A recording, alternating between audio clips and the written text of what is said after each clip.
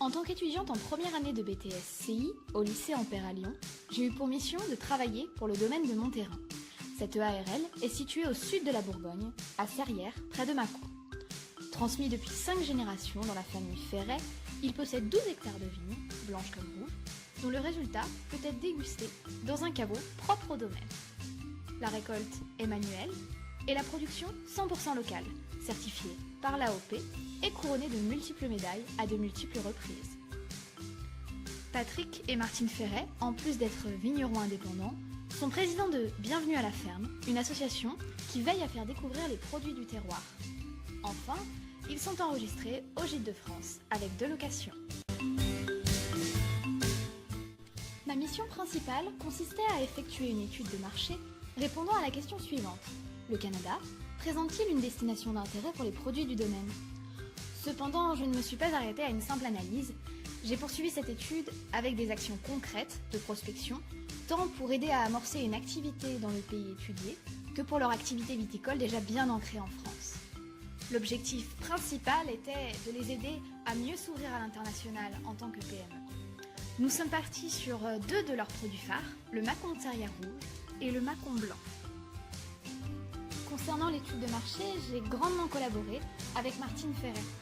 Le vin étant un produit très commun, très complexe et très diversifié d'un producteur à l'autre, elle m'a formée aux produits sur le terrain afin que je puisse mieux repérer les particularités du marché canadien qui nous intéressaient.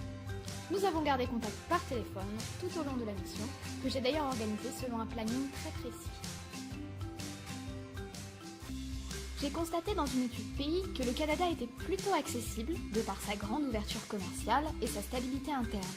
Malgré une forte dépendance aux USA et une concurrence notable, la population s'attache d'ailleurs particulièrement aux produits français. Je me suis alors penchée sur le secteur du vin. En continuelle expansion, le marché mondial comme celui du Canada atteint aujourd'hui des sommets, malgré les campagnes de sensibilisation gouvernementale. Et la France possède une place privilégiée dans ce secteur. J'ai choisi de calculer moi-même la part en pourcentage des vins français vendus dans 4 provinces différentes, et la France représente bien une forte concurrence. Le prix final est souvent triplé, de par les taxes, le coût des adaptations et les marges des importateurs-distributeurs. Ainsi, il faut séduire le consommateur par de multiples atouts.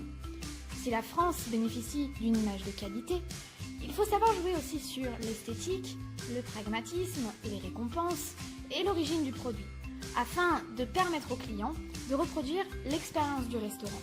Et il ne faut en aucun cas négliger la relation client. Si les millennials, jeunes curieux, et les baby boomers, consommateurs aguerris, sont des cibles principales du produit, j'ai choisi de ne passer que par la voie en B2B et non pas en B2C. En effet, la réglementation canadienne octroie à la Commission des alcools de chaque province l'entière responsabilité sur l'importation d'alcool. Une voie coûteuse et donc peu adaptée à la situation du domaine.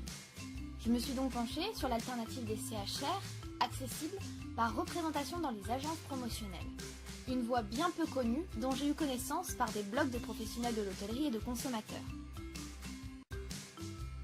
Pour approfondir mon travail, j'ai réalisé une segmentation en B2B et en B2C, complétée par une sélection de restaurants et bars à vin canadiens qu'il serait intéressant de contacter pour collaborer. J'ai aussi étudié un positionnement à adopter pour l'entreprise, préconisant toutes les adaptations nécessaires au marché. Il ne lui reste plus qu'à se lancer.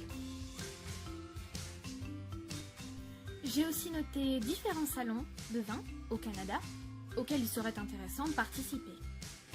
Enfin, j'ai remis à neuf le site internet du domaine, en postant des fiches produits et gîtes en français et en anglais, afin de toucher un plus vaste public. La mise en valeur de leur parution dans les médias était aussi nécessaire.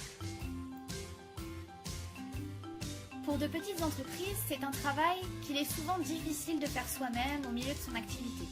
Cela représente donc un gain de temps considérable pour le domaine. La mise à jour du site internet, par exemple, était primordiale. Plus personnellement, la réalisation de cette étude, en plus de m'apporter de l'expérience, m'a permis de découvrir le monde complexe du vin et de m'ouvrir à ce secteur pour mes futurs projets professionnels.